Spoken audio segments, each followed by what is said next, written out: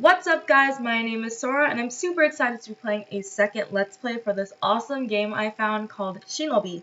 A little backstory on the game I found: it was developed and published by Sega back in 1987 for arcades. They actually did develop a system called the Master System that they can use for games like these to be played at home for consoles.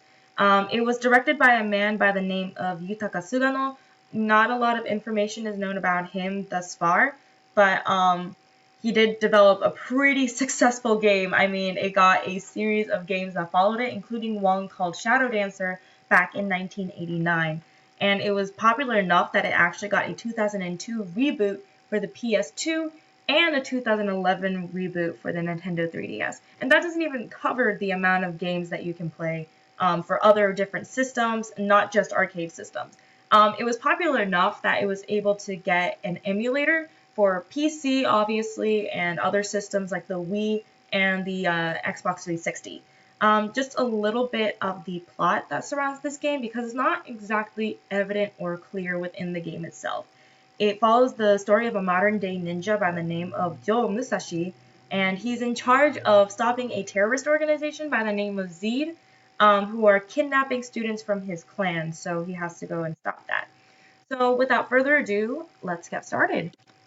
I actually got into this game because being half Japanese, I was super interested in basically anything that has to do with Japan, basically.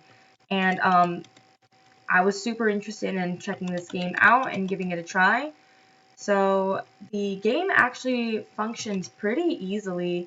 You have to just direct Joe in the direction he wants to go based on the directional pads on the bottom.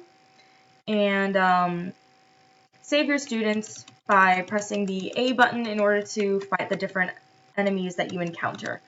The different weapons that you get actually depend on the students that you pick up. So for example, right now I have a shuriken, which does ranged weapons and attacks.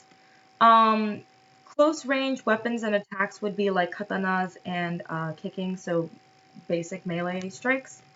And then later on, as you save more students, you actually get power-ups and bonuses through your weaponry. So for example, I just picked up one of the students and he gave me a blaster. So using the blaster, it allows me to take down stronger enemies like the big guarded guy that you saw earlier.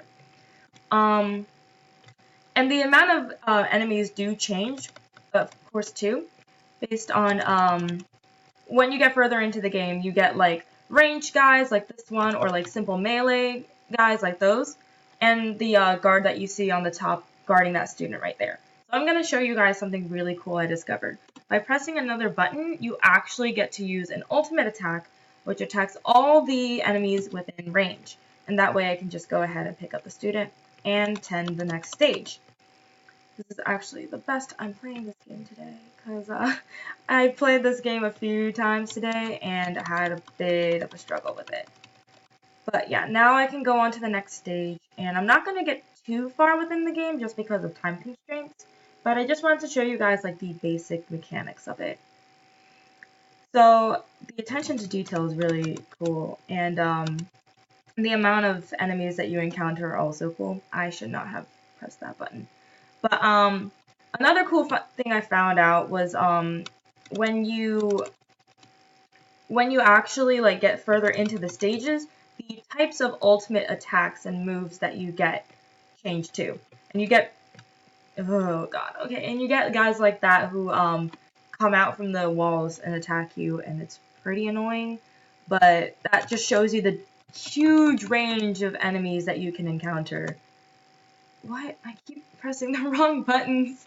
I'm not very good at video games. I enjoy them for what they are, but I'm not necessarily like great at them.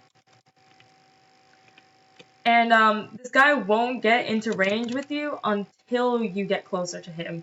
So like you can't jump and attack. Oh, I guess you can't. All right. Well, I guess I changed. That changed.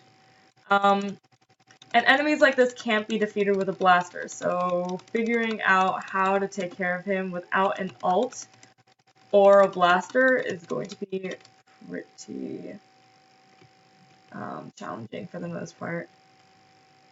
Because, like, then you get enemies like this, so an ult would come in handy, and, like, a bunch of them just come, just throwing attacks at you, and then you don't know what to do.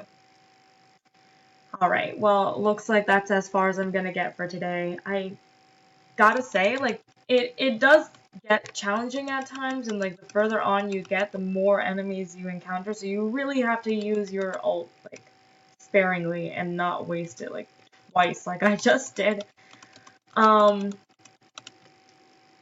But yeah, I'm glad that you guys were able to watch me play this game. It was super fun to play and super interesting to talk about.